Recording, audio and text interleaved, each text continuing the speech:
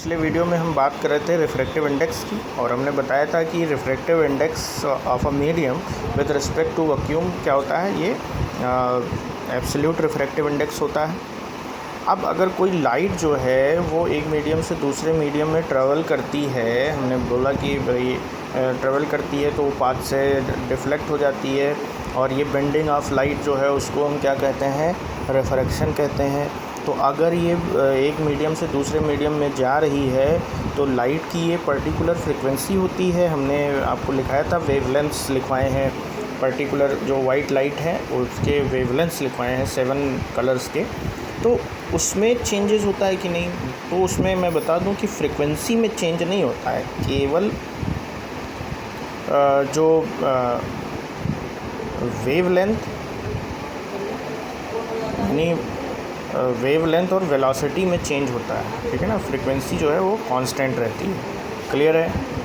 Because v is equal to F into lambda.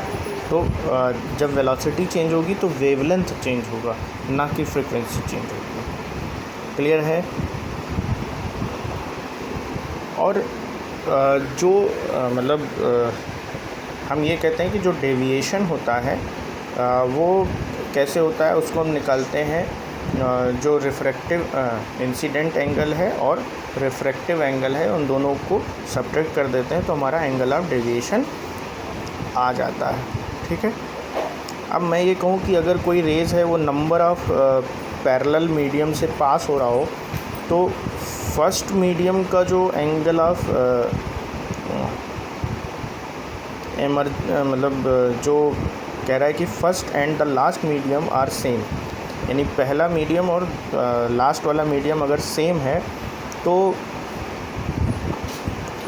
इस तरह से आप देख सकते हैं कि किस तरह से जो फर्स्ट मीडियम मतलब जो एंगल ऑफ इंसिडेंट है और रिफ्रैक्शन है वो किस तरह से होगा।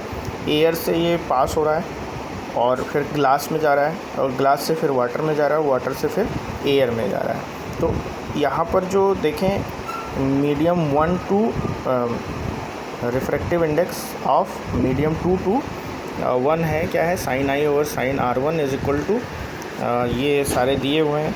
अब इन अगर सबका रिफ्रैक्टिव इंडेक्स हमको निकालना है तो हम इनको मल्टीप्लाई कर देते हैं। जितने भी रिफ्रैक्टिव इंडेक्सेस हैं उनको हम मल्टीप्लाई करते हैं, ये 10th में पढ़ाया गया है, ठीक है ना। तो इसको हम क्या करते हैं, मल्टीप्लाई किया तो ये 1 आ गया। इसका मतलब क्या हुआ कि ये प्रिंसिपल ऑफ रिवर्सिबिलिटी को फॉलो करता है।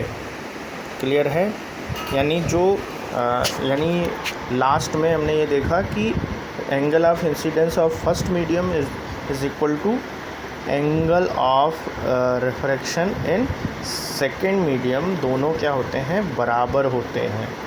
मतलब सेकंड नहीं, मतलब जो लास्ट वाला है उसमें क्या हो जाता है, बराबर हो जाता है, ठीक है, अगर मीडियम सेम है तो। क्लियर? अब lateral shift due to glass slab. तो अगर medium when the medium is same on both side of the glass slab then the deviation of the emergent rays is 0, यानी जो एंगल आई है और angle are है वो क्या हो जाएगा, 0 हो जाएगा अगर मीडियम दोनों सेम है तो, जैसे कि अभी ऊपर हमने बताया, ठीक है ना। तो